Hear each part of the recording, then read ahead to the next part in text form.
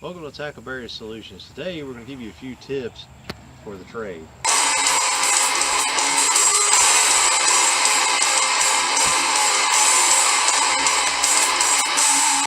So, tip number one. This is standard issued ACH. This weighs approximately 5 pounds when it's all put together. This is ridiculously heavy. I've had to wear these several times in Iraq and they always give me chronic headaches.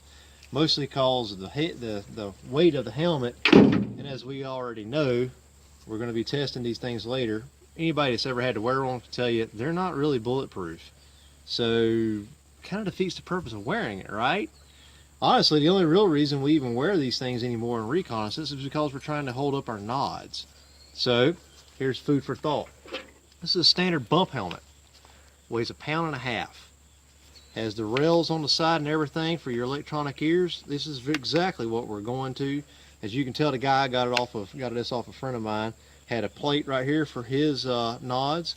This is exactly what we're going to end up instituting later on with the platoon that I'm currently assigned to. It's not ballistical, but it weighs a fraction of the weight and it does the same exact job. That is your first tip. Second one, thermocells. If you guys are doing long-term reconnaissance work, these things are essential in the brush, especially in your heavy, swampy area where mosquitoes are just insane. Now, granted, it takes you about 5 minutes for you to start noticing the actual effects of these things, but these are almost scentless. You have to be right up on top of it to actually pick up the scent from it, which means that you're not going to have as many problems with being having alerts on you and being compromised due to your scent. Also, doesn't ever have to touch your skin, and this puts out a area of protection from about 10 to 15 feet. I've used these numerous times inside my hides. They are phenomenal. The only downside I have with it is you have to change out the pad about every 3 hours, and the actual butane bottle about every 9. So it is a little bit difficult to keep up with, especially if you're using it when you're outdoors and you're camping or sleeping or what it may be. But when you're in a hide or something like that, it's great. I actually, this, as you can tell, has a string on the back of it from where I had it attached to my pack, and it stayed on the outside of my pack. Rain, sleet, shine, it doesn't matter. It works. All right, so next item is a flick. This is my personal flick. This is what I use when I'm working. As you can tell, I've got my M9 holster here. We'll discuss the M9s later. I'm not a big fan of Berettas, but that's another argument for another day. On my flick, I have my IFAK, my individual first aid kit. Right here is my survival pouch. It's got everything in it that you can get that from our website. It'll show you everything that's in there. I've got 6 magazines. When we get into later, there's going to be another additional video. It's going to be tips for shooters. You'll see me talk about these very magazines right here and exactly how many rounds I load to a 30-round mag, how I've overall made them with the camouflage and with the wraps for grip. One of the biggest things I was wanting you guys, especially you boys that are doing reconnaissance work, when you're in a wooded environment, this is essential. Even with the stupid red handles, believe it or not, it doesn't stand out that much. But I've come into some pretty thick stuff, and trying to fight with it makes a whole lot more noise and ends up causing more problems than if I just snipped it. Having said that, be smart. You don't want to blaze an entire path that's so easy that anybody, a blind man, could follow it. But having this right here can definitely save you some time and work in the long run.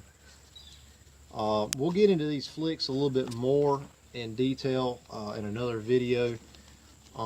Having said that, we are also looking at building these flicks, and they'll be custom built by myself, and we will probably be looking at bringing those sometime next year and put them on the website for sale. Let's move on to the plate carrier here. This is my personal plate carrier. This is made by AR500. This is what I like. This is a Banshee carrier. It carries real high. I don't like plate carriers that carry low. If your plate carrier is down around your belly button, you're wrong. It needs to be up high, so that way it gives you that total maneuverment and ability. Now, if you'll notice, nothing on this side over here, on this side of my plate carrier. It's because I like to carry my pistol on my hip. I want to be able to get that thing out. If it's hitting stuff, it ain't doing me no good. If I'm going for my pistol, crap is bad. I mean, I don't need there to be any delay in me being able to get that pistol out because I'm already in a tight jam.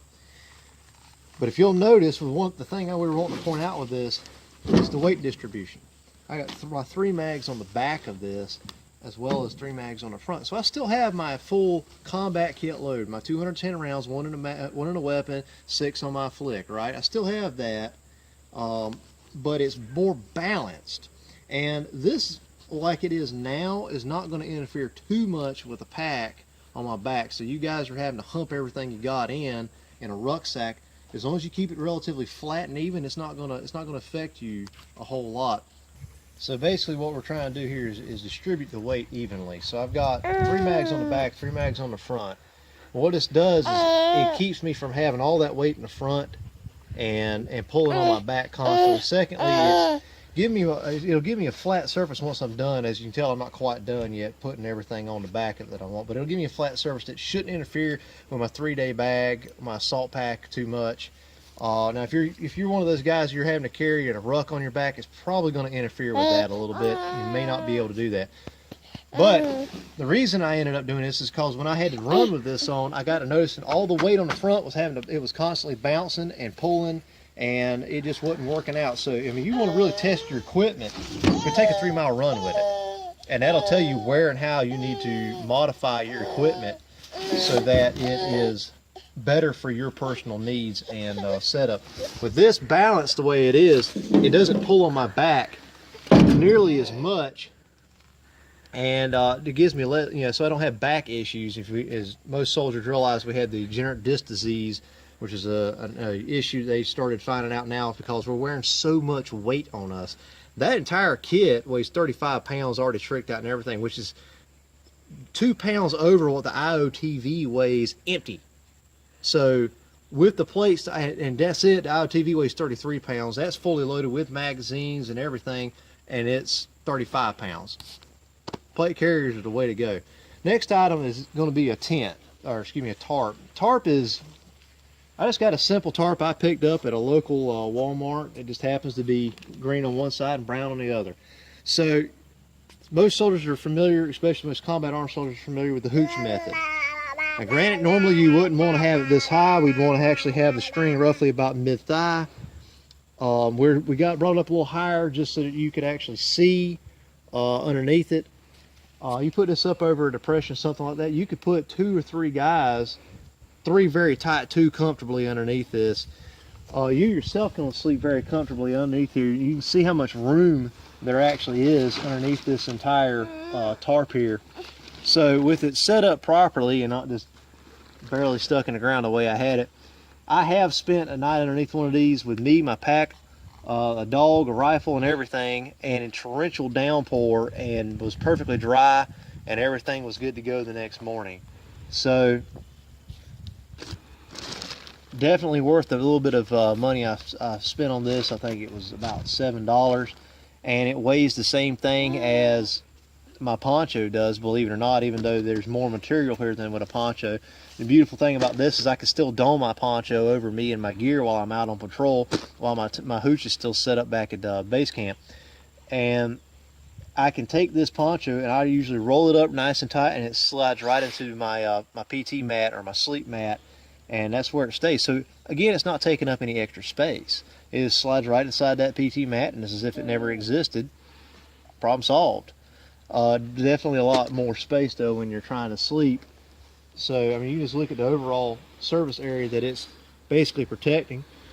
Your standard trench digging around it to channel any runoff water, and if you can find any kind of a slope or a depression or something to put this over, it's money. You're in business right there. And that's all we got for today. Thank you for watching, and go shop at Tackleberry Solutions.